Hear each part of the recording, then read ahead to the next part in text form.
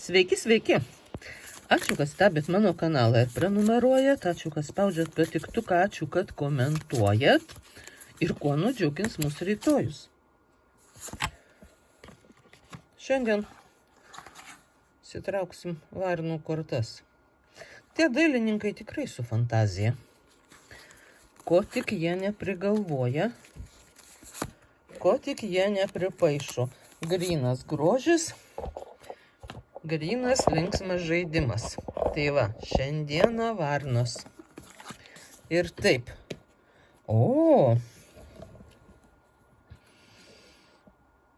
Nu toks šėtoniukas, varniukas čia išlindo. Tai va, rytoj jūs truputėlį virsit šito kepšiuku ir vyniosit visus apie pirštą. Tiesiog tokio gudrumo jumyse atsiras ir tai bus labai linksma, bet per daug nepiktnaudžiaukit, kad nepakenktumėt savo imidžui. Bet ne, vis tiek pasinaudokit. Bet vis tiek pasinaudokit savo tą įtaką, savo tuo gudrumu, savo tą išmonę. Kai imat ir sugalvojat ką nors linksmo ir tokio išmaningo, tokio truputėlį, nesakau, kad nusikalstamo, bet šiek tiek ne visai leistino kažko ir tai įteigiat visai savo aplinkai ir tokiu būdu linksminatės. Na, čia jau jūs patys pamatysit, ką jūs galit nudirbti. Arba galit, tiesiog nieko nusikalstamo, nieko nuodėmingo beveik. Bet, pavyzdžiui, gal jūs pardavėjai. Ir jūs taip sugudraujat, kad parduotumėte tą savo pagalvę, kurią pardavinėjat, kad kažkaip pirkėjas nežino, kaip atsisakyti ir ją nusiperka. Arba ką nors kitą. Arba jūs, kažką tiesiog įtikinat savo teisumu. Jūs visai nieko nenorit apgauti, jūs tiesiog tikit, kad taip ir yra, nors tai absoliučiai neįtikėtina. Ir tai toks žaidimas visą dieną. Jūs kaip ir nieko neapgaudinėjat, bet kaip ir ne visai tos tiesos ir sakot. Čia labai politikam tinka, labai reklamos davėjam. Jeigu jūs reklamos davėjai, tai jūs sugalvosit tokią reklamą, kurią patikės visi. Ir šiaip, nepamirškit stebėti šitos dienos, jums ateis labai įdomių idėjų į galvą. Ir visos tos idėjos dirbs jūsų naudai ir tai jūs labai džiugins. Va, o čia mes turim karalienę. Tai irgi antras variantas gauna beveik kažką panašaus kaip ir pirmas, bet karalieniai nereikia nieko išradinėti, nereikia maivytis, nereikia stengtis, ieškoti kažkokių idėjų. Jie ateina ir sako, chebryte, darysim taip ir taip. Ir visa chebrytė taip ir padarys. Jūs rytoj tampat šitą varnų skeptrų karalienę ir vadovaujat visiems liūtam pagal savo skonį. Jūs rytoj, kaip pasakysit, taip ir bus. Nesvarbu, ar jūs viršininkė, ar jūs pavaldinė, vis tiek visi šoks pagal jūsų dūdelę, pagal jūsų lazdelę, kaip jūs diriguosit.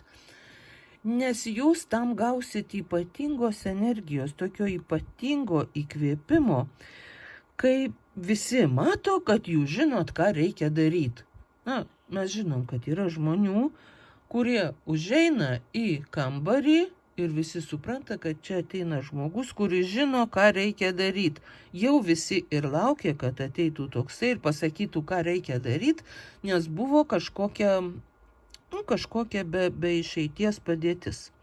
Tai jūs rytoj visus išgelbėsit savo išmintim, savo valia, savo energiją Ir tuo pasimėgausit. Ir jūs tai nudžiugins ir pavadovausit visiems liūtam. Būtinai. Nu kas čia karalių? Vatot, ištraukiau varnas, o karaliai ir galiūnai visi rikiuojasi. Tai pinigų karalius, tai pentaklių karalius. Tai jūs rytoj tampat pentaklių karalium, tai tuo vadovu, tuo valdovu, kuris turi ką valdyti, kuris turi pakankamai ir pinigų, ir obuolių, ir kitokių ten gerybių, ir labai gerai žino, kaip jas paskirstyti, kiek pasilikt savo, kiek duot savo broliam, kiek duot savo pavaldiniam. Ir tai teisingas karalius. Ir jis žino, kas kiek užsidirbo ir tam tiek ir padalina. Ir jūs rytoj tokiu karalium tampat ir mėgaujatės visą dieną. Jums tai turėtų patikti, nes jūs jau seniai mokat valdyti savo turtus. Jau seniai žinot, kaip pinigai ateina, kaip išeina, kur juos dėt, kur nedėt, kur pigiausi obuoliai, kur dar ten visokie skanėstai. Ir jūs puikiai tvarkotės su savo turtais, resursais, su savo laiku. Ir jūs dar priedo esat geraširdžiai. Jūs turit pakankamai tokio jautrumo, meilės, nes kitaip būtų sunku valdyti savo turtą. Ir jūs visom savo šitom galimybėm pasinaudosit. Ir yra malonu jaustis karalium. Man patinka. Ir jūs tai nudžiugins.